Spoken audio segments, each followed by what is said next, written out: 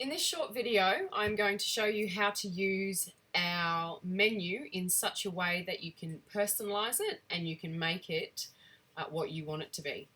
So this is in the week 1 area. I'm currently in the week 1 area of those doing the Eat Fat Get Fit program. Now when you come down to the menu, when you click on the menu, what will pop up is our regular menu.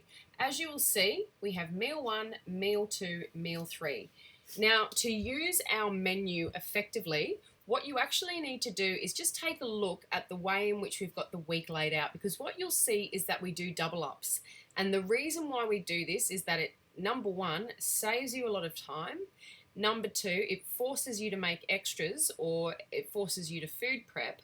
And we have found this to be the most successful way to get people to follow not just our menu, but follow a low carb, healthy fat way of eating.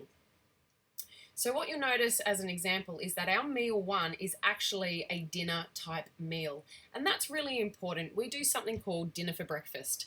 And the reason for that is in research, in some recent research, they have found that people who eat the bulk of their energy earlier in the day are the ones who eat the least overall. And this is really important in terms of trying to lose weight. It is important that we reduce our overall energy intake.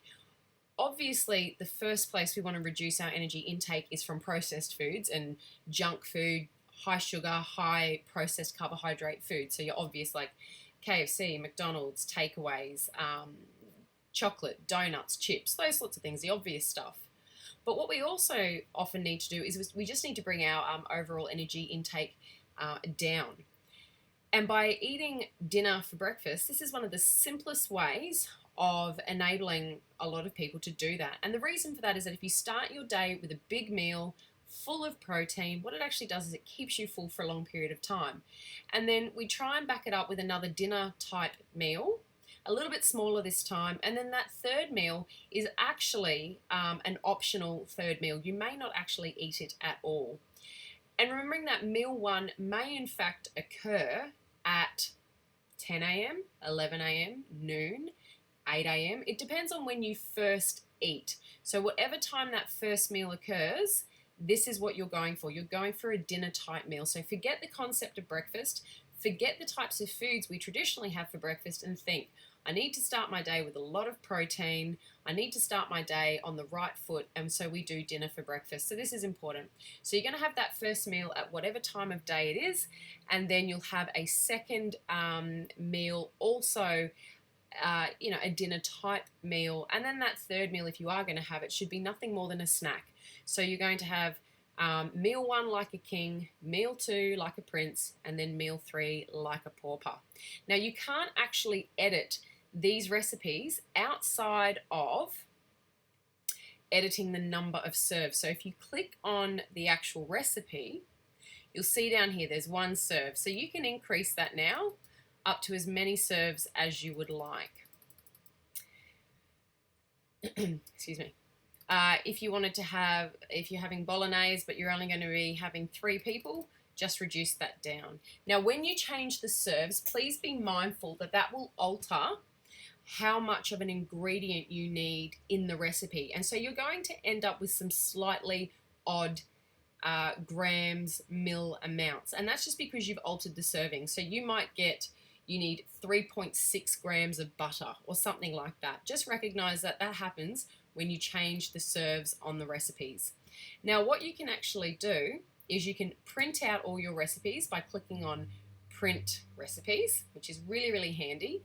And what you can do is you can print this out at the start of each week, and then you have all of the recipes ready for you when you are ready to cook them. Sorry, this is just a little bit slow at the moment. While I wait for that to load, it's still loading. You can also print your plan and you can generate your shopping list. Now, if you generate the shopping list, all the ingredients are going to appear below. Now, what you can actually do is if you click on the little bin, that will actually delete that for you. Or you can click on the pencil and it will edit it. So you can actually change the amount that you want.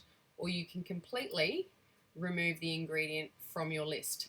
Now what you can do is while you're at the shops is you can log on and you can go through and you can actually tick these things off as you go. So you've actually got a working shopping list. You can also print your plan.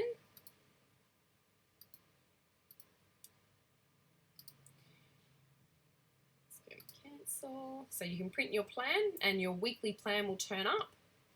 Otherwise, if you would like a pretty version of it, what you can do is download the menu and that will appear for you and you can print that out and put that on your fridge. Let's see if I can get the recipes to print. It's just a bit slow at the moment with printing these recipes. Okay, so all the recipes will appear. You'll have all the recipes you need for the week and you can print all those out. Now, if you would like to edit this menu, so let's just say you're like, I like most of these recipes, but I hate eggs and I want to get rid of them out of my my menu, or I hate seafood. What you need to do is just click here, Save to Meal Planner, and you go tick. Then a little link will come up for your meal plan. So what you do is you click on that and it's going to take you to the handy tool area.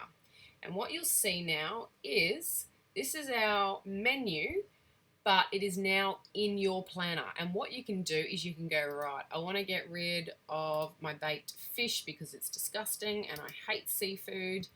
So I'm going to remove that. Yep. So now it's gone. And you're like, you know what? I absolutely love chicken. Oops. And I want the chicken and mushroom skillet. So I'm going to put chicken and mushroom skillet in there and have that with the seasonal veggies. I know I'm only going to have 2 meals, so what I'll do is I'm going to delete off my entire course. So now I've just got meal 1, meal 2. And then you go, no, actually, I would really like to add another meal in. So you go meal 3, and you go optional, tick, and then you just move this up to up here. And then what you might say is, look, I really like that mushroom skillet, so I'm going to have that as an optional meal 3 on Friday. And you can go through and edit every single one of these. So all you have to do is just click on the recipe. If you click on the bin, it'll give you the option to delete it, or else you can decide to keep it. And then you go up to where the add recipe is, and you've got all of our recipes to choose from here. And as always, you can edit the number of serves down here. Then what you do is you print your recipes. There they are. They're working this time. So you print your recipes. Wonderful. You can print your plan. So you've got your own plan for your week. And then you can also generate your shopping list like you did before. Now what you can also do if you want to have a completely blank menu to start from is you go to the members area, you go down here to handy tools, click on handy tools, and then that will bring you again back to this area. And I have imported this menu across, so unfortunately it's here at the moment, but if you haven't imported the menu across from our Eat Fat Get Fit menu, when you click on the handy tools, this will actually appear completely blank and you can put in here everything that you want. You also have an ability to tag your favorite recipes. So when you go to your recipes, so let's just say as an example, you know, I've got the beef stroganoff. You're looking at the beef stroganoff, you make it, the whole family loves it, it's a winner. So what you do is you click on that little love heart and it puts it into your favorites, and that just makes it easier to access that area. Okay everyone, I hope that helps. I hope it's now easier to figure out how to use our menu. You understand the principles behind our menu and why we do dinner for breakfast. Please be mindful that you need to be calculating your protein. You should watch the protein video and make sure you're eating enough. You also need to try and follow the dinner for breakfast principle. It is very, very effective. Remembering you don't have to have your first meal at 7 a.m. or the traditional breakfast time. It's any time of the day, and you want to have that big first meal and then slightly taper off your food over the course of a day. If you are doing weight training, it is advisable to eat 4 smaller meals with your protein spread out, but you'll need to listen to the video on protein timing.